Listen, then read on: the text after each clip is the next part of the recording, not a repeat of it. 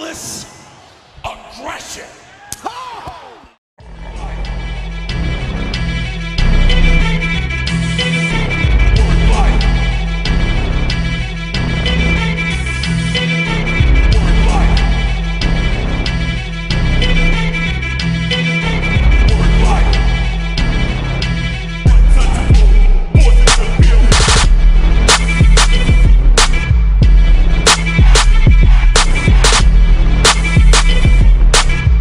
Salut à tous, les Catcheux et les Catchix, et bienvenue dans ce quatrième épisode de Ruthless Aggression.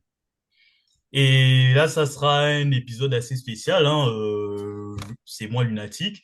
Il y aura pas Pépé Foot cette fois-ci, puisque, bon, de toute manière, j'ai dit dès le début, c'était assez chargé, ça sera assez chargé comme saison. Du coup, j'ai un invité spécial que je vais vous présenter tout de suite, qui est le présentateur des émissions des couloirs, du talk chez les couloirs, justement, qui est un adorateur du catch nouveau, comme il aime le dire, le propagandeur de Tiffany Stratton et Megan Bayne, et nouveau fan assidu de AEW, ce bon vieux Loman. Comment ça va, Loman? Salutations à toi et bah, ça va très très très bien et je te remercie pour l'invitation, Lunatic. Très bien, ben, tout le plaisir est pour moi, hein.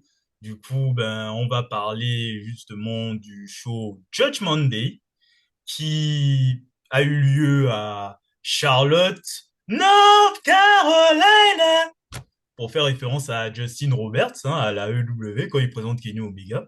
Je me demande où il est depuis tout ce temps d'ailleurs. Et ça a eu lieu le 18 mai 2003, justement, donc 23 ans jour pour jour. On vous fait cette review. Du coup, Loman, quelles sont tes impressions quant à cette review, tes attentes par rapport au show? Bah écoute, dans l'ensemble, c'est plutôt un show que j'ai plutôt apprécié dans un premier temps. Hmm. Et puis, bah, de toute façon, on va décortiquer un petit peu tout ça, hein. Let's go! Voilà, c'est tout à fait ça. Du coup, ben, on ouvre le Judgment Day avec l'intro, tout ça, et on a les bruits de verre, et on a Stone Cold Steve Austin, co-GM de Raw, qui vient ouvrir le show. Il va nous faire une petite promo. Bon, il y a une petite promo, vraiment, c'est exactement ça, parce qu'il dit que, bon, il n'est pas là pour prendre trop de temps, il ne va pas faire une longue promo. Il s'amène sur le ring, what? Il prend un peu de temps, what? Pour hyper le show, what? Donc il va faire une annonce, what? Bon, ta gueule aussi, hein, les what, c'est insupportable, hein. Voilà, au cas, je te mets au courant. Donc, en gros, il va dire que la carte est super, que il va profiter du show et qu'il va, il va être au milieu du public, voilà, et qui sera dans sa loge spéciale pour profiter du show comme nous. Donc, il prend quand même ses canettes de bière, il va dans le public et il va dans sa loge au calme. Pour admirer en premier ben, l'opener, hein, l'opener, on a John Cena et le FBI composé de Chuck Palumbo et Johnny Stomboli, accompagné de Nunzio. Et Cena qui fait d'ailleurs avant une promo où il loue le FBI, où il casse ses adversaires. Et il fait aussi quelques références aux parrains. Je ne sais pas si tu as remarqué aussi. Oui, tout à Donc, fait. Et d'ailleurs, pour rebondir rapidement là-dessus, Chuck arrive avec le cigare, hein. oui, et il Tu se vois. bat au début du match avec le cigare aussi. Ça va fumer, ouais. Et du coup, Donc, leurs adversaires, ben, c'est, vous savez qui, hein, Chris Benoit, Rhino et le jeune Brian Kendrick dit Spunky. Bon, Spank, ouais, je sais pas pourquoi exactement. il s'appelle comme ça, mais si vous voulez. Du coup, Hmm. en tant qu'invité, je te laisse me donner tes impressions sur le match. Bah, moi, je trouve que dans l'ensemble, c'est quand même un bon fight. Il y a quand même assez d'intensité, c'est quand même assez rythmé. On peut voir aussi que ce pauvre Brian prend assez cher. Ouais. Et bah, à la fin, le FBI termine Brian, quoi, qui est déjà en mauvais point. Mm. Il est allongé, il a du mal à se redresser après, et puis il saigne sous un œil. Donc voilà. Mais dans l'ensemble, je pense que c'est un très bon opener. Ouais, il est vrai, hein, c'est un opener plutôt sympa pour permettre de mettre dans le bain. Rhino Mhm. n'était pas trop en action. Bon, il n'avait pas reçu le tag, hein, il était là juste pour la fin pour mettre un goal ou deux, hein. Et tu as également Chris Benoit, toujours aussi intense. Je découvre le Ouais. FBI et sur le ring, c'est plutôt solide. John Cena, bon, il fait son travail de heel comme il savait le faire à l'époque. Et Brian Kendrick qui sert de chair à canon, de toute manière, tu as déjà dit. Et à la fin du Mhm. match, tu as Chris Benoit qui fait un crossface à John Cena pendant que Kendrick se fait terminer, quoi. Donc, de quoi donner du C'est ça. momentum à Cena qu'il avait perdu contre Brock Lesnar le mois dernier dans le match de championnat. Du coup, Mhm. en guise de note, je mets un 6,5 sur 10. Je sais pas si tu lis dans mes pensées, pourtant on ne s'est pas consulté avant, hein, je tiens à le préciser. Mais ouais, ce sera la même note pour ma part. Ok, ça marche. Du coup, on a une moyenne de 6,5 sur 10. On enchaîne Yes. directement avec le match suivant et nous avons la France, la résistance qui va affronter Test et Scott Steiner. Mais avant, la résistance nous fait une petite promo en mode que, mais pourquoi le public américain nous déteste? C'est parce que nous sommes français? Pourtant, on nous avait dit que là, le gouvernement américain, c'était le melting pot. Et c'est pas grave. Nous allons battre les deux sauvages que sont Scott Steiner et Test. Voilà. Mhm. Et tu as du coup Scott Steiner, Big Pop Pop Pop, le Freakzilla, Big Booty Daddy, il embrasse les trois biceps sur son seul bras. Voilà, il est prêt à squash ses deux jobbers. Après, je me suis rappelé qu'il y avait Test aussi et Stacy Kibler, il faisait équipe. Le match, Exactement. le match était décent, c'était de la bonne action, étonnamment, hein. Je m'attendais pas à grand-chose et j'ai été agréablement surpris entre les côtés fourbes, fouine, comme tout bon français, hein. Donc, sans René Dupré et Sylvain Grenier face à Tess et Sosano qui font un boulot efficace d'heavyweight. Du coup, ça se termine avec une misco de test avec Scott Steiner. Scott Steiner qui se mange l'un des meilleurs Bigfoot du business. Ça sera quand même la deuxième fois en deux matchs qui font une misco. Ça permet à la résistance du coup de gagner le match. Je te laisse enchaîner. Yes. Bah, comme tu l'as dit dès le départ, le public de Charlotte, qui n'apprécie pas trop que les Canadiens parlent français, full hostile à leur égard. Oui. Et bah ouais, face à eux, Scott Steiner et Test, avec la fabuleuse Stacy Keibler, qui illumine juste par sa présence cette salle de Charlotte. Exactement. À un moment donné, tu vois même Stacy qui râle auprès de l'arbitre. T'as Test qui est envoyé dans les cordes. Oui. Stacy qui tombe, qui Mhm. va pour tomber. Et heureusement, Scott Steiner la rattrape. Et une minute après, Test, il envoie un énorme kick. Et bah, pour atteindre son adversaire, malheureusement, ça finit dans la gueule de Scott. L'action, elle est assez impressionnante. La résistance gagne et termine un Scott Steiner en mauvais état. Mhm. Même à la fin, on peut voir Stacy qui vient voir Scott qui est allongé au sol. Et puis Tess qui la tire plusieurs fois pour la sortir du ring. Mhm. Personnellement, j'ai plutôt adoré ce fight. C'était très intense, de gros impacts. Et pour le coup, moi, je vais donner une note de 7. Ah oui, tu as été très généreux, hein. Moi, Ouais, ouais, carrément. moi, j'ai gardé le 6,5, ben, on va garder ton 7, hein. Ok. Et c'est vrai que Test, vraiment par jalousie aussi, qui embarque Cécile qui pleure, et aussi parce Ouais, qu'il est frustré d'avoir perdu contre des PNJ, hein, parce qu'il faut se le dire, hein. Parce que quand exactement. tu vois la dégaine de la résistance, bon, il y a pas, ça donne pas envie de les prendre au sérieux. Mais bon. Juste après, on est en coulisses, tu as Stone Cold qui est dans sa loge, qui admire le show, qui est Oui. en train de boire sa collection de bières, hein, un bon hot dog, avec une ravissante madame qui lui file le hot dog, et tu as Eric Bischoff qui est en mode qu'est-ce qui se passe? Et Stone Cold lui fait comprendre que ben, c'est sa loge, il admire le show en live, et du coup, Eric Bischoff veut en profiter, en mode que bon, nous sommes co-GM, ben, on doit faire 50-50 en fait. Donc, ce qui est à toi et à moi, bon, discute d'un vieux couple, quoi. Du coup, ben, Stone Cold dit, OK, ben, prends un burger, installe-toi, prends une bière, fais comme Prends chez toi. une bière. Ouais, c'est ça. On transitionne, nouveau segment en coulisses, tu as Eddie Guerrero qui se fait interviewer avec les deux belles médailles olympiques de la Team Engel. Et Exactement. il est prévu qu'il ait un match à échelle avec Chavo contre la Team Engel, justement, pour les ceintures.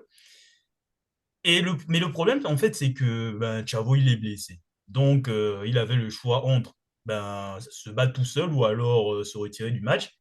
Mais Eddie Guerrero dit que ben, il y a une troisième option, trouver un nouveau partenaire. Et le nouveau partenaire se trouve être Tajiri. Yes. Tajiri qui a bien adopté d'ailleurs la catchphrase et peut-être le mode de vie des héros. We lie, we cheat, we steal. En ment, on triche, on vole. Voilà. Là, c'est la période des héros prime. Du coup, on arrive au match et je te laisse parler du fantastique match à échelle qu'on a eu entre Team Angle et l'équipe d'Eddie Guerrero et Tajiri. D'ailleurs, c'était pour le titre par équipe tag team. Oui. Bah, un fight magnifique. Et, personnellement, si un jour on doit faire un spécial fight à l'échelle en watch along, bah, ça se peut qu'il peut largement en faire partie. Mhm.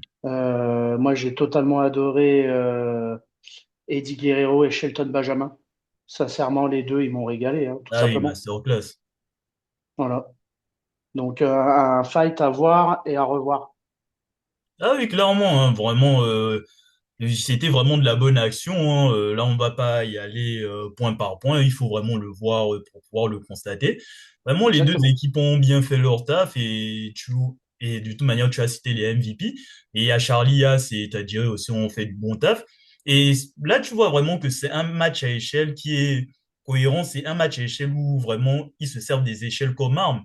Donc, ils font des prises dessus. Ils se servent de leur environnement, si tu veux. C'est pas juste un prétexte pour faire des spots de plus haut des échelles, faire des trucs ultra flashy, quoi. Vraiment, c'est simple, net et efficace. Et on a surtout le principe de récupérer les ceintures. Parce qu'ils ont essayé Exactement. de monter plusieurs fois pour récupérer les ceintures. Et tu as à la fin Eddie Guerrero qui fait un frog splash sur Charlie Haas. Et en voulant Mhm. récupérer la ceinture, ben, tu as Tajiri qui crache son green Miss sur Shelton Benjamin et les deux récupèrent, décrochent les ceintures. Du coup, on a les nouveaux champions par équipe, Eddie Guerrero et Tajiri. Moi, j'ai mis un 7,5 sur 10 à ce match. Écoute, je te rejoins totalement. 7,5. Super. Donc, on a une moyenne de 7,5 sur 10. Yes. Juste après, ben, on a Stone Cold et Eric Bischoff qui sont en train de chiller, ils sont en train de boire des bières. Enfin, c'est surtout Eric Bischoff qui enchaîne des bières, hein, et tu vois, il a du mal à tenir l'alcool. Et Stone Cold, pour compenser, ben, il lui donne des trucs à manger, quoi. Donc, Ouais, il se fait il servir donne, le burger là maintenant. Ouais. voilà, les burgers, les hot dogs. Eric Bischoff n'en peut plus. En tout cas, on voit que l'ambiance est plutôt pas mal de leur côté. Et ensuite, il y a une interview de Chris Jericho qui ça ramène et qui dit qu'il va être pour la cinquième fois champion intercontinental et qui va remporter la bataille royale et envoyer tous les autres par-dessus à corps parce qu'il est le roi du monde. Et tu as Roddy Piper qui arrive à interrompre Jericho et qui n'est pas content d'ailleurs parce que Jericho a clashé son émission. Du coup, les deux se disputent et Roddy se prend des vannes sur son gros ventre, quoi, et ils se continuent à se clasher. Roddy Piper, lui, il provoque Jericho en mode que ouais, tu feras moins le malin si tu ne gagnes pas le titre intercontinental, et Jericho lui dit que tu feras moins le malin si tu ne gagnes pas ton match ce soir. De toute manière, on a le temps d'y revenir. Oui. Et juste après, on nous fait une vidéo où on parle de la légende du titre intercontinental parce que le titre intercontinental est ressuscité, puisque l'année dernière, il y a eu la mauvaise idée de supprimer le titre intercontinental parce que tu comprends, le H doit être le seul champion à Raw, hein, voilà. Voilà, Il n'y a rien de règle évidemment. de terreur. Donc, on a ramené le titre intercontinental, on nous rappelle son histoire, le prestige de cette ceinture, on nous montre la magnifique ceinture ovale. Et ça sera présenté justement par Pat Patterson, du coup, pour la bataille royale. Du coup, on va arriver au match et tu as les entrants. Et quand je vois les entrants, je vois le chef Morlaix qui arrive. Je suis en mode que, mais attends, le chef Morlaix, il ne s'est pas fait virer il y a pas longtemps, là. Et je regarde attentivement, je me rends compte, c'est Valvénis. Valvénis. Donc, il était là depuis le début, en fait. Ok, d'accord. Si vous voulez tuer Eric Bischoff qui est hors de lui et qui se discute avec Austin que, mais attends, on l'avait viré il y a pas longtemps. Qu'est-ce qu'il fait là? Et Austin dit que, ben non, c'est Valvénis. Chef Morlaix a été viré, mais là, on a Valvénis. Et du coup, il est là avec sa serviette, serviette qui pue, hein, voilà, pour citer. Et voilà, il fait sa promo en mode Hello, Liz. Ce soir, je vais remporter le titre intercontinental. Je vais réaliser le fantasme de Big Valboski et Ouais, aussi réaliser le fantasme des demoiselles qui sont dans la foule et qui prennent quand même des photos pendant son entrée devant Balvin. J'étais en mode que, mais attends, les mesdames aussi, vous êtes comme ça, vraiment? On est là, on critique les catcheuses, etc., les hommes dans le public qui sont comme des fous, mais les madames aussi, elles semblent avoir un truc à se reprocher, juste elles sont plus discrètes, quoi. Ensuite, nous avons qui d'autre dans la bataille royale? Nous avons Lance Storm, nous avons Chris Jericho, je cite pas par ordre, hein. Nous avons Goldust, nous avons Test qui avait un match plus tôt, nous avons c'est ce Goldust, qui revient, ouais. ouais. Mm. Nous avons Goldust, nous avons Rob Van Dam, nous avons Kane. D'ailleurs, Exact. tous des anciens champions intercontinentaux, hein. On cite leur palmarès, qu'ils ont battu pour remporter les ceintures respectivement. Et tu as Booker T qui arrive et qui est d'ailleurs le seul à ne jamais avoir gagné le titre. Donc, voilà. Donc, tu as une petite bataille royale plutôt sympa. Tu as Kane qui se présente comme menace. Tout le monde se rue devant lui. Et la première chose, c'est que tu as Rob Van Dam et Kane qui se foutent sur la gueule. Vous n'êtes pas partenaires, vous n'êtes pas champions par équipe ensemble. Collaborer, je sais pas. Bref. Du coup, ben, tu as bon, Kane qui sort Lane Storm, hein. De toute manière, c'était le moins intéressant de ce match. Tu as tout le roster qui élimine Kane et Kane pour se venger, il balance un chokeslam à tout le monde, hein, sans exception. Et ensuite, Exactement. et ensuite on sort les tests, les Val Venis, les Rob Van Dam. Ça m'étonne qu'ils sortent aussitôt, mais bon. De toute manière, c'était assez rapide comme bataille royale. Et tu as un Final Four. Tu as Booker T et Goldust avec Christian et Chris Jericho. Ça m'étonne d'avoir Goldust dans ce Final Four. D'ailleurs, ça fait un peu le clin d'œil à la rivalité entre les deux duos pendant la première saison de Grossesse Agression pour les titres par équipe. Du coup, ils Mhm. se battent entre eux. Voilà, Goldust et Booker T font équipe. Et à un moment, Goldust veut faire un sale coup à Booker T. Booker T le sort par-dessus la troisième corde. Voilà, et Ouais. du coup, il se retrouve en 2 contre 1 contre Jericho et Christian. Il se fait malmener. Et tu as Mhm. le public entier qui est à fond pour Booker T, hein. En mode, ils veulent que Booker T gagne, mais j'ai envie de dire moi aussi. Le mec, il a perdu, il s'est fait humilier par le HR WrestleMania pour le titre poids lourd. Autant lui donner un lot de consolation, au moins qui gagne ce match, quoi. Bon. Du coup, Booker T se démène comme il peut. À un moment, Jericho veut faire un Lion Saut, Christian le sort. Du coup, tu as un duel, Christian, Booker T. Christian, c'est pas, c'est assez inattendu, mais bon, il est dans un run où il est le nouveau People's Champ. Il prétend être le disciple de The Rock, bon, si vous voulez, hein. Donc, les mecs se battent, ils se battent entre eux. Et à un moment, il y a Christian qui fait un coup, qui met un coup à l'arbitre. Du coup, l'arbitre est mort. Il n'y avait qu'un seul arbitre dans cette bataille royale, visiblement. Bon. Et Booker T sort Christian, il met un kick à Christian, qui est passé par-dessus la troisième corde. Et tu as la musique de Booker T, nouveau champion intercontinental, Spinner, Rooney, on est content.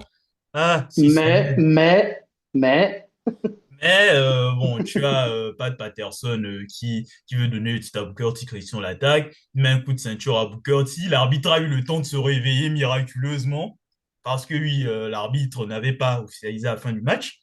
Et il fait passer Booker T par-dessus la troisième corde, du coup, le nouveau champion intercontinental, Christian. Christian. hmm. Christian, cheveux longs, qui a une grenouillère champion. Si, écoutez, si vous voulez, hein, j'ai mis 6. Ouais, parce que ça écœure un petit peu. La fin écœure, hein, on va dire, hein, Lunatic. Ouais, On va pas ça se mentir. éteint. Ça a tout éteint, là.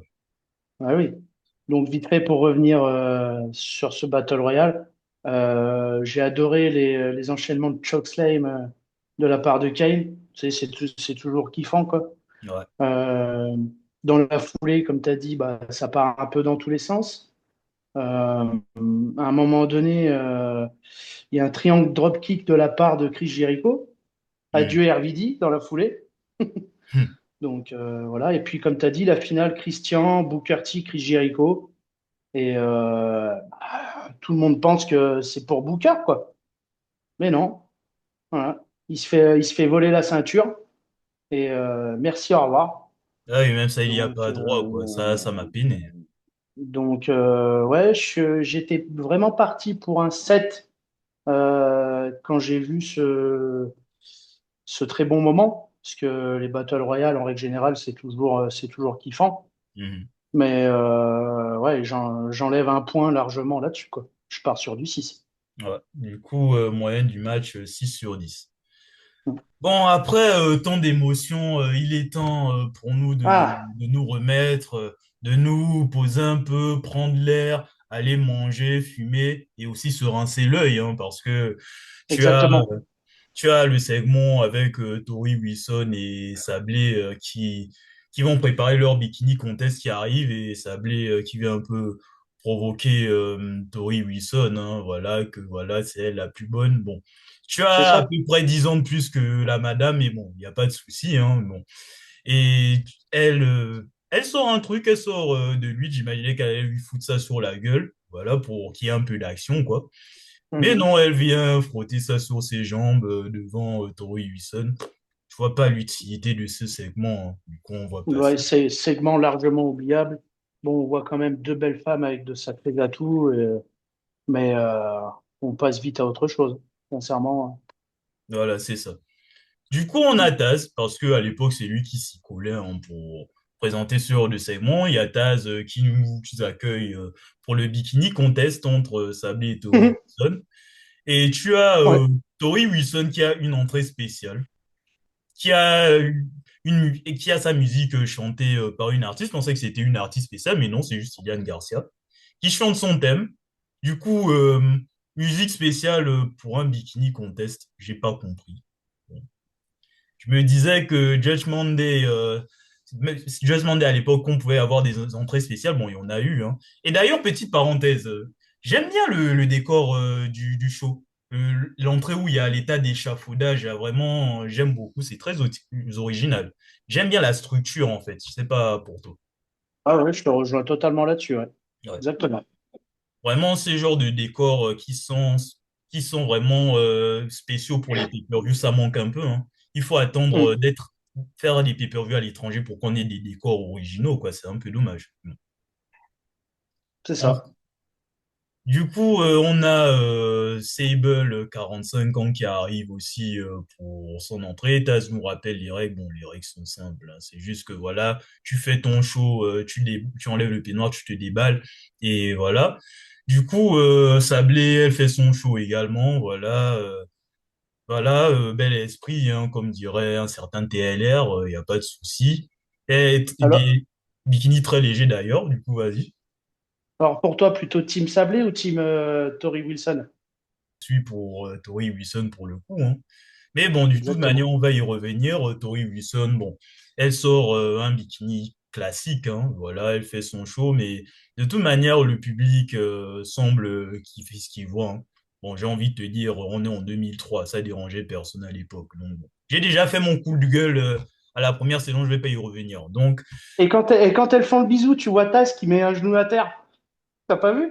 ah oui, j'avais pas remarqué. Oui, oui, on va revenir sur ce détail et tu as Jerry Lawler qui est en train de s'extasier. Il a, on peut dire, le pantalon aux chevilles, quoi. Et même, Ouais. on n'entend pas ce qu'il dit, mais j'imagine que c'est parce que les propos sont édités, hein. Je pense pas qu'il y ait un problème de micro ou quoi, hein. Je pense pas non plus. Ouais. Du coup, ben voilà, c'est fini, les 30 secondes sont passées. Il est temps pour la foule de se décider. Du coup, ça semble être partagé, mais légèrement avantage Tori Wilson, mais Taz veut encore Oui, relancer le public pour savoir qui gagne, quoi. Et tu as Tori Wilson qui dit à Taz que non, non, en fait, j'ai pas fini, j'aimerais refaire le show. Genre, elle a le droit, quoi. Tu avais tes 15 secondes, et bref. Taz lui accorde, hein. Et elle nous fait une Kakashi. Genre, Kakashi, il dit que voilà, sous mon masque, j'ai un autre masque. Mais elle, ouais, sous son bikini, elle a un autre bikini, mais plus léger que le premier. Donc, elle fait son show et Tori Wilson gagne du coup à l'unanimité. Et à la fin, ben, tu as Tori Wilson, comme tu l'as dit, elle ne veut pas laisser Sablé peiner. Du coup, elle fait un smack à Sable pour terminer tout ça. exact. Taz, genou au sol, comme tu l'as dit, hein, j'avais même pas remarqué. Voilà. Ouais, ouais. Et puis après, qu'est-ce qui se passe? On a directement Bischoff qui commence à être un petit peu dans le mal. Il jette la fin du burger par terre, c'est Ouais. ça? Et Stone Cold lui propose des cornichons. Bischoff dit qu'il aime bien les cornichons. Du coup, tiens. Et tu vois, Bischoff, il a un peu mal à la Il dit que, ah, c'est quel cornichon qui pique comme ça? Et je regarde attentivement et je me rends compte que c'est du piment qui lui a filé. Ouais. Et il lui file à boire le liquide où il y a le piment, mais c'est tout aussi dégueulasse. Vraiment. Ouais, Austin, il était là pour l'achever, quoi. Ah oui, On va pas se clairement. mentir. Hein. Vraiment là, c'était l'humiliation de Bischoff. Stone Cold, en général manager, vraiment, c'est le divertissement. J'ai dit au dernier épisode, plus grand général manager de roue de l'histoire. Vous ne pouvez pas changer d'avis. Hmm. Très Ah, bien. Oui, vas-y, je te laisse enchaîner. et puis après, je suis en train d'y repenser. Et il lui balance une bière dans la gueule. Il lui balance une bière dans la gueule. Ah ouais, ouais, il était vraiment là pour le finir, quoi. Ah oui, clairement. Je te laisse reprendre.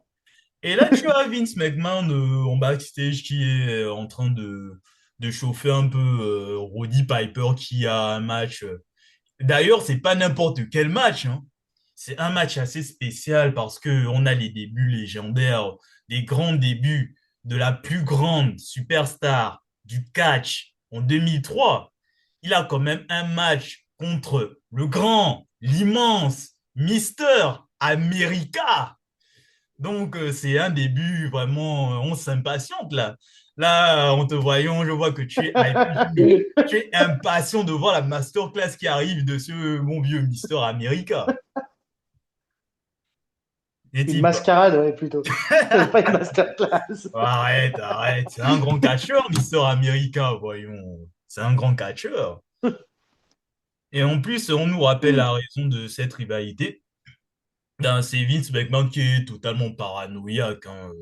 Il pense que Mister America, c'est Hulk Hogan, alors que Hulk Hogan, il a bloqué son contrat. Donc, franchement, je comprends pas non plus l'affaire McMahon. Faut t'hydrater, hein, parce que faut pas non plus voir des fantômes partout, du coup.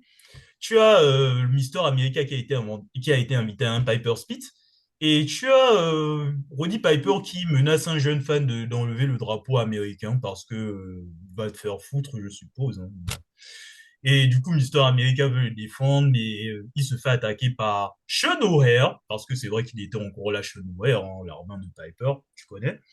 Ah Voilà. oui, c'est Sean. Ouais, exact. Ouais. Du coup, il Mm. tabasse Mister America, ils veulent enlever son masque. Et tu as le jeune fan qui dépasse la barrière pour vouloir défendre Mister America. Du coup, qu'est-ce qui se passe quand tu as un fan de catch qui dépasse la barrière pour s'improviser sur le ring? Je te laisse répondre à la question, mon cher Loman. Bah, c'est un gros bordel, c'est ça? Ben, le fan se fait maîtriser Il en se fait fait, il par se les fait, il catcheurs, se c'est fait tout. maîtriser soit par les catcheurs ou la security si elle arrive, si elle est là tout de suite, quoi. Voilà, c'est ça. Maintenant, comme le fan n'est pas à sa place et qu'il n'y a pas la sécurité dans le coin, ben, les catcheurs, ils sont chargés eux-mêmes, quoi. Voilà. Donc, il se fait maîtriser assez violemment quand même. Hein. Ah oui, là, j'ai sursauté quand j'ai vu ça. Et tu vois, Roddy Piper, comme c'était pas fini, Roddy Piper, il lui tient par la jambe, il tire sa jambe et il lui arrache Ouais. la jambe, littéralement. Et c'est là que tu réalises que le jeune fan, en fait, il est handicapé, en fait, il est unijambiste. Oui, tout Donc, à fait. voilà. Tu vois Roddy Piper qui fait son entrée avec Sean O'Haire, tout fier, etc. Sean O'Haire, tu as l'impression que c'est lui qui catch, mais en fait, non. Et Mm. Tu as Mister America qui vient tout chaud avec Real Americans. C'est vrai que c'est la musique que Hogan aurait pu utiliser dans son run du début des années 2000, hein, mais bon, c'est ringard selon lui. Mais bon, merci Mister America d'exister. Il fait son entrée, tout ça, et je vois Roddy Piper qui est en slip. Bon, je, Ouais, je me exact. suis rappelé à un moment, j'avais oublié que c'était lui qui catchait, en fait. Donc, je me suis dit, OK, mais papy, rhabille-toi, t'as 75 ans, en fait. On n'est pas obligé de le voir littéralement, en fait. Mais bon. Et tu as Mister America qui annonce d'ailleurs qu'il y a le fan qui va venir au premier rang, histoire de le dédommager, en fait, de ce qu'il a subi à SmackDown. Donc, il présente Zach Gowen, qui arrive, voilà, en Cannes. Il s'installe tranquillement pour voir le match en ringside, pour accompagner le héros de toute une nation, le modèle de n'importe quel fan de catch, voilà. Oui. Et tu as le match, ben écoute, c'est un classique, hein, c'est une masterclass catchess. Ça, c'est vraiment le What? match qu'il faut montrer à n'importe quel fan de catch, hein. Non! Comment Absolument ça? pas. Comment ça, Non, Loman? absolument, absolument pas. Voilà.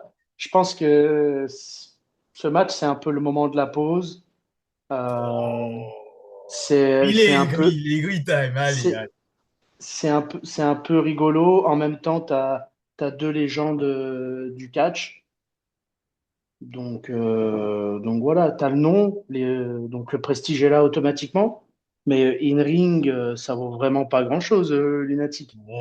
Si t'es Oh, sincère avec moi là-dessus. t'es dur, t'es dur, t'es Un dur. petit moment rigolo et sympatoche, si je peux te le préciser comme ça. Non, t'es dur. Tu vois quand même le grand Mister America qui fait son premier match en pay-per-view. Tu ne peux pas dire que c'est pas folichon sur le ring. Tu vois Mister America qui déballe à un moment. Tu as aussi, il est aussi submergé par Sean Ware qui intervient. L'arbitre ne dit rien. Je comprends pas pourquoi.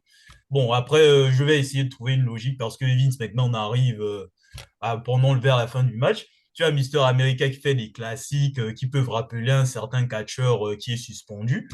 Il Mhm. enlève un peu son masque parce que bon, il veut mordre un peu Roddy Piper, il s'inspire un peu des plus grands, quoi. Voilà. Et, et du coup, ben, il déballe Roddy Piper, ben, il lui fait un choke, une espèce de slipper. Mais par la Oui, oui. force du grand public américain, il ne se laisse pas faire, il déballe, il fait, il fait le Hulk Up pour imiter son modèle Hulk Hogan. Tu vois, seulement corde à linge, big boot, au moment de faire la descente de la cuisse, tu as McMahon qui arrive, Vince McMahon, et Sean Ware qui revient encore sur le ring, il veut donner un coup de barre de fer, mais c'est Roddy Piper qui se mange pour montrer à quel point l'individu est inutile. Mais bon, après, ce bon vieux Mister America termine sur une descente de la cuisse. Ouais. Et du coup, 1, 2, 3 terminé. Vince McMahon veut intervenir, mais il y a Zach Bowen qui l'en empêche, du coup. Pour un bon feel good moment, on dresse le drapeau américain, tout ça. Non, ce match-là, vraiment, c'est un five-star classique. C'est un match à montrer à toutes les générations de fans. Je comprends Arrête, pas comment tu Lunatic. peux dire Arrête. que le match n'est pas ouf. Ça, ça c'est Arrête. le catch nouveau qui te lave le cerveau, là. Non, ça me parle pas du tout. Comme je t'ai dit, c'est sympatoche. T'as t'as le nom, donc le prestige est là. Mais, ouais, ouais, ça vaut vraiment pas grand-chose, in-ring. Limite, ce qui est intéressant, bah, c'est la fin avec le jeune. Ils se lèvent tous les deux le bras avec Monsieur Hogan. Americana, c'est C'est ça? Mister America, c'est pas Hulk Pardon. Hogan. Oh Merci, là pardon, je me là, suis trompé. c'est pas Hulk Hogan. Je me suis trompé de personne. Voilà. Voilà. Et puis, tu as Vince McMahon avec son attitude désabusée qui dit OK, OK, et puis il se casse, quoi. Ouais. Donc voilà. Voilà, Bah bon tiens, ben, j'attends justement ta note. bon, je vais arrêter de troller, hein. J'ai mis 6, ça reste Voilà. sympatoche, mais c'est pas non Ouais. plus le match du siècle, quoi. Donc, Et encore 6 on est quand même plutôt sympa. Allez, ouais, pour le prestige, un petit 6. mais Ok. de peu. Allez, 6 sur 10, voilà. Ben maintenant, après ce match rempli d'émotions, rempli de feel-good et aussi riche en prestance de ce cher Mister America, on va arriver dans le match pour le titre poids lourd, vraiment une guerre, on va dire fratricide, hein, entre les anciens meilleurs potes Kevin Nash et le H. Tu as Kevin Nash qui est accompagné de Shawn Michaels, Triple H qui est accompagné de Ric Flair. Autant pour moi. Du coup, ben, mon cher Loma, je te laisse commencer. Et ben voilà, on y est, le titre des poids lourds entre deux colosses. Pour moi, c'est pas un fight mémorable. J'ai envie même de te dire que Nash, il domine le trois quarts du fight. Je vois ta tête, lunatique, hein. Les viewers ne peuvent pas voir, mais je vois ta tête. Je sais que tu vas rebondir. Je vais rebondir, je vais rebondir. Au final, ça reste quand même divertissant, mais pas au niveau, je trouve, pour cette ceinture des poids lourds. Et je te passe le relais, lunatique. Ben, je me permets de te donner mon désaccord, hein, parce que bon, Il faut. lui dit que c'est pas un match digne d'un match pour le titre, ben, j'ai envie de dire si, parce que tu vois le fight, tu as un côté personnel en plus du titre poids lourd. Non seulement il y a cette volonté de récupérer le titre poids lourd, mais aussi la volonté de mettre qui veut se buter en fait. Surtout que quand tu vois Ric Flair et Shawn Michaels qui disparaissent rapidement, la majorité du match, bah, c'est de la bagarre, quoi. C'est juste les mecs qui se foutent sur la gueule, même si Kevin Nash a un plus gros avantage. Le match, le combat a duré genre moins de 10 minutes, hein. Oui. Et je rebondis rapidement. S'il y a vraiment quelque chose que j'ai adoré dans ce fight, c'est quand Nash il balance Tonton Paul sur la table des commentateurs. Ça fait Mhm. toujours son effet. Ouais, ouais, on va y Donc, revenir, mais quand tu vois, c'était pas prévu d'être une grande masterclass technique, hein. oui. Tu as le H, lui, bon, c'est un catcheur technique aussi, mais il n'est pas connu pour ça. Et Kevin Nash, c'est loin, il est très loin de tout ça, donc c'est juste des gros bourrins qui se foutent dedans, quoi. Et en plus, Kevin Nash qui prend l'avantage parce qu'il veut buter son pote. Le H qui essaye par tous les moyens de s'en sortir un peu, qui essaye toutes les technicalités. Au point de sortir le marteau, tu as l'arbitre qui essaie de calmer les deux. L'arbitre qui frôle le ref bump, qui se mange même un ref bump, hein. Et, Ouais. et tu as à la fin, ben, tu as le H qui se fait disqualifier en donnant un coup de marteau à l'arbitre. Voilà. Au moins, il perd, Exactement. mais il est champion. Voilà. Donc, ben, le plus intéressant, en fait. En fait, si tu veux, c'est un match storyline, quoi. C'est pas vraiment match où tu t'attends à un banger, quoi. C'est vraiment un match. Là, c'est vraiment la partie storyline qui est mise en avant dans le sens où ça te montre juste que les mecs veulent se tuer, quoi. Hmm. En plus, avec Kevin Nash qui balance son Jackknife Powerbomb, qui balance aussi le Jackknife Powerbomb à travers la table, comme tu as si bien noté, qui balance son pote Shawn Michaels qui veut le calmer et qui calme Ric Flair bien avant. Non, mais vraiment, pour tout cet ensemble-là, j'ai bien aimé le match, en fait. Mais sinon, je peux comprendre ta déception, tu devais t'attendre à autre chose. Mais moi, je m'attendais pas à grand-chose, mais j'ai été agréablement surpris par le déroulé. Hmm. Du coup, verdict. Quelle est ta note? 6,5. Ah oui, t'es généreux. Ah, Ben, tu trouves? ouais, ouais, je pensais que tu allais éteindre le match, en fait. Quand tu sais Non, que... je vais pas plus éteindre que ça, parce qu'au final, il se regarde très très bien le fight, si je peux conclure. Hmm. Euh, et toi, comme tu as dit, il y a quand même une grosse histoire entre les deux derrière. Donc, ça peut ramener un ou deux points en plus quand même, hein, d'avoir une grosse histoire. Hmm, oui, oui, c'est ça, c'est ça. Ah, le mec voulait mettre Mhm. 4 carrément, quoi. À la base, je voulais mettre 5,5 ou Ah, 5. ok, d'accord. Ouais, en plus, de toute manière, ça montre que c'est pas fini entre les deux et que ça va continuer. Moi, perso, j'ai mis 7, mais on va garder ton 6,5 Ok. en moyenne. Bon, en transition, ben, tu as ben, Eric Bischoff, il est out, là. Là, il Ah n'en bah peut là, plus. Austin, si je, il si veut, je peux faire, oui, vas-y, vas-y. si je peux faire une dédicace à notre ami Messaya, je pense qu'il est plein comme une cantine, le Ah, collègue à Austin. Ah oui, j'aurais pas dit mieux. J'aurais pas dit mieux. Franchement. Et tu vois, comment dire ça? Austin qui propose encore d'autres plats, je sais plus ce qu'il y avait, hein, mais. Bah, je crois c'est le plateau de poulet, non? C'est ça qui arrive? Ah, le poulet, oui, c'était le C'est plateau de poulet, ça? exactement. Merci, Loman.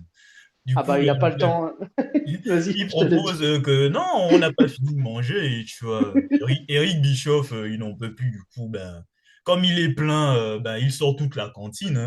Il vomit sur Ouais, la madame et il vomit sur les gens qui sont dans le public aussi. c'est Ah, n'importe quoi. ah oui. Non, là, moi, si j'étais le public, j'aurais demandé remboursement. Parce que déjà, je ne paye pas pour voir Eric Bischoff et je paye encore moins pour me faire vomir dessus. Mais bon, Ah putain, oui, c'est vrai qu'il ouvre la vitre derrière. bah Enfoiré, oui. va. Putain, Ah oui. Mais bon, les gens, ils étaient chauds, hein. Bah écoute, on n'a pas les mêmes délires, mais bon, ok, il n'y a pas de souci. Et exactement. aussi, il termine en renversant la bière sur Eric Bischoff pour Oui, il est fini la canette dessus. bien l'enfoncer encore, quoi. Donc, c'est là que se termine le fil rouge des coachs GM. Une fois de plus, ben, Stone Cold Masterclass. Merde. J'aurais aimé avoir une bière à côté de moi comme lors du dernier épisode, mais bon, c'est pas grave. De l'eau, ça ira. Allez, santé pour Austin, une fois de plus. Santé.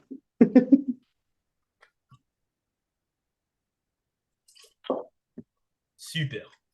Et du coup, on passe au co-main event, c'est ça? C'est ça.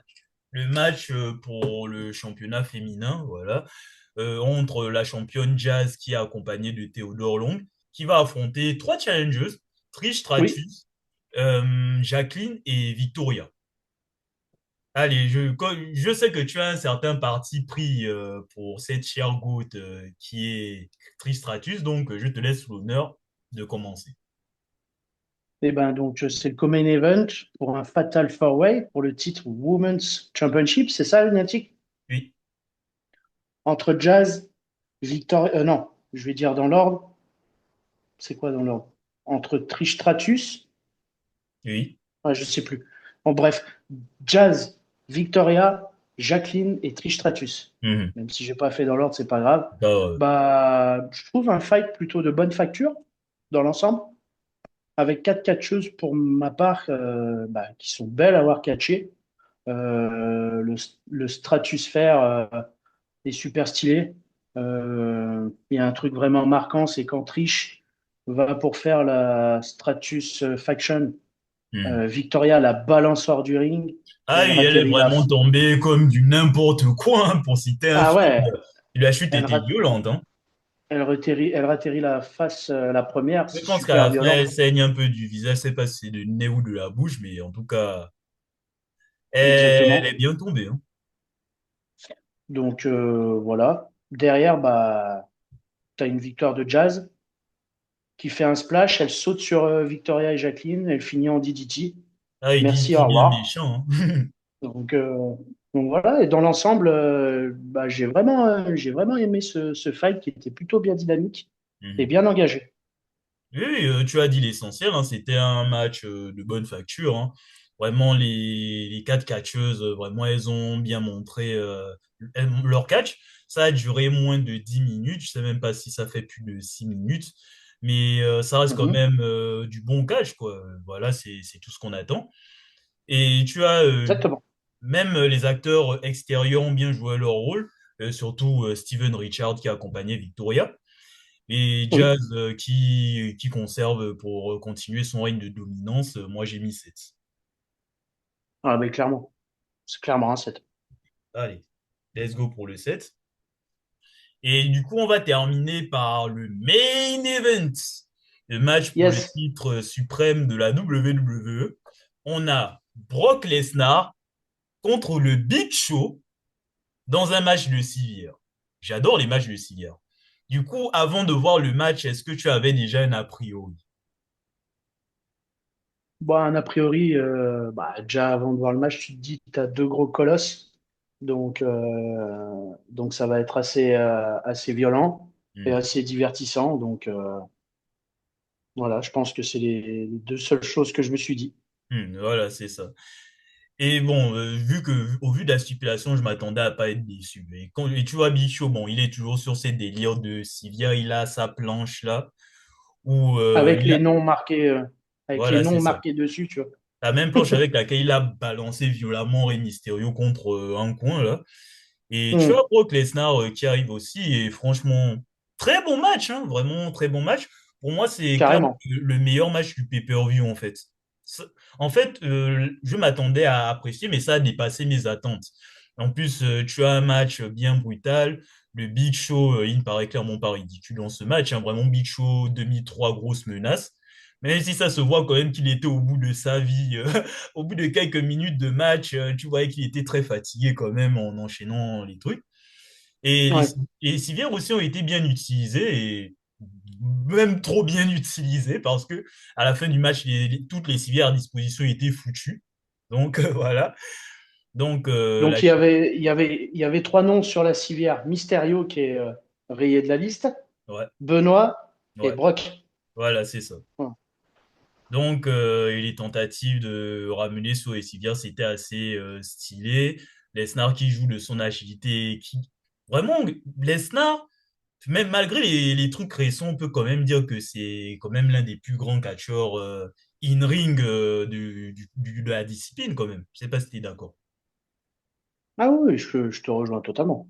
Ah oui.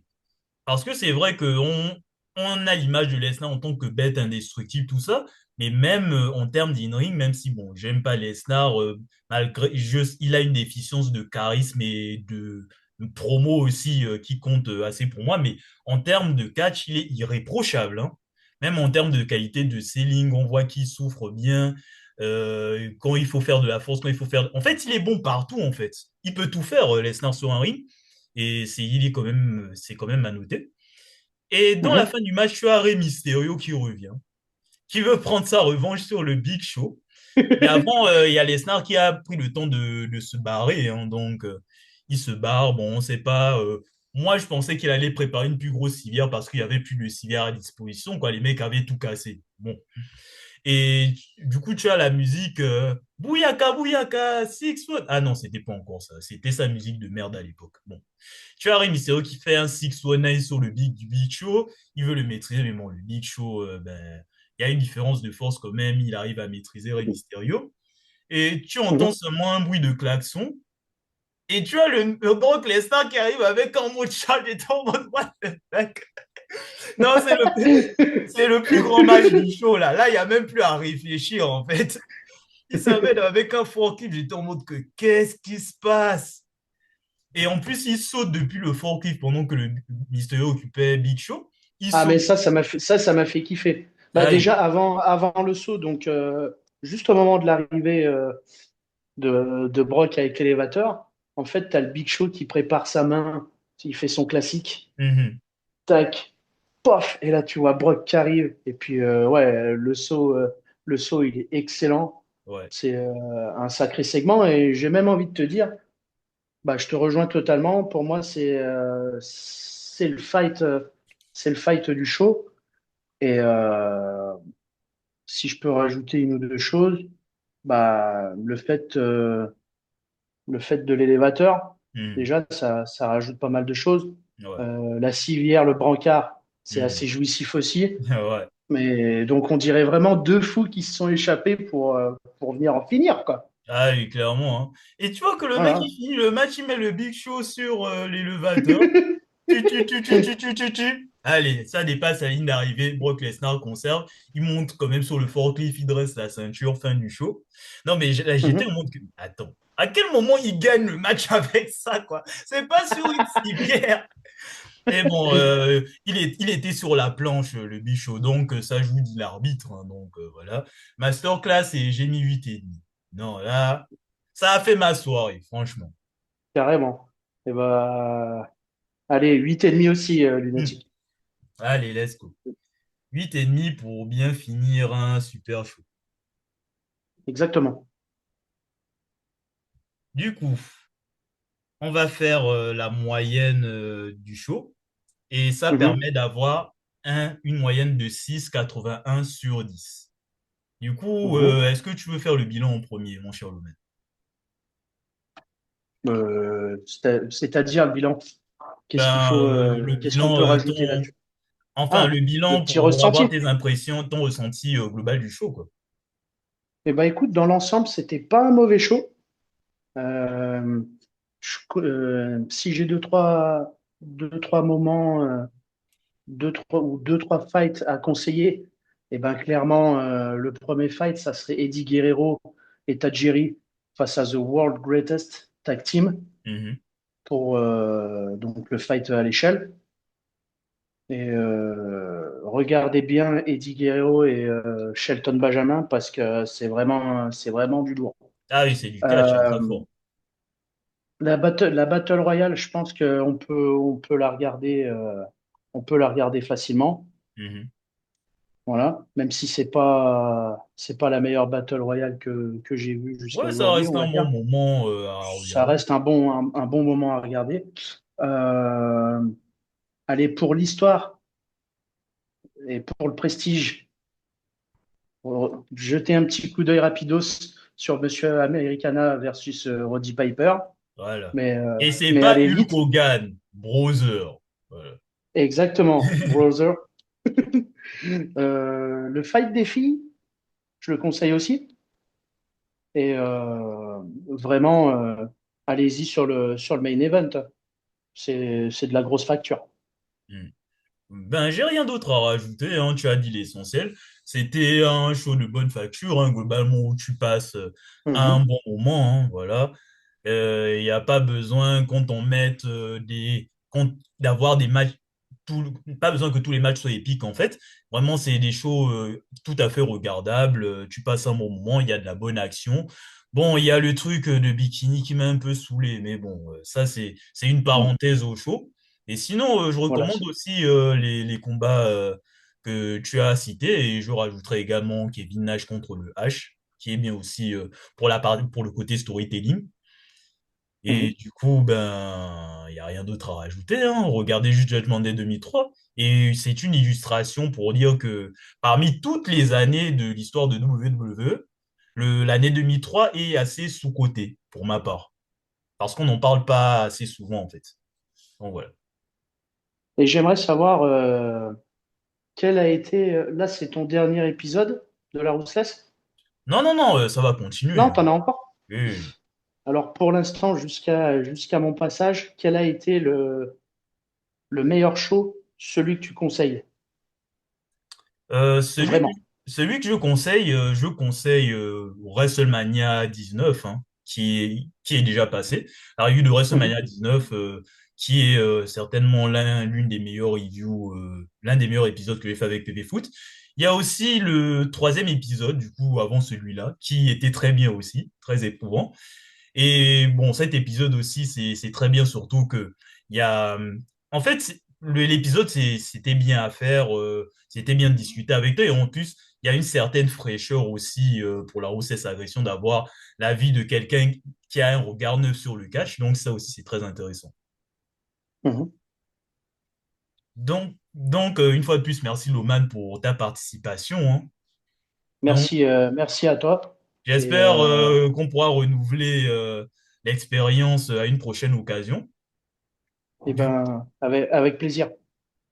Très bien. Du coup, cher Kachio Kachix, c'est ici que s'arrête le podcast. N'hésitez pas à liker, commenter, partager, à vous abonner aussi et mettre la cloche pour être au courant des actualités de la chaîne. De toute manière, Roussès Agression, comme vous le savez, c'est une fois par mois, un épisode par mois. Bon, là, ça sera plus d'un épisode par mois parce que 2003, c'est très rempli quand même comme année. Donc, il y avait beaucoup de choix. Et on se retrouve pour une prochaine vidéo en dehors de ça qui sortira un jour. À bon attendeur, salut! Salut!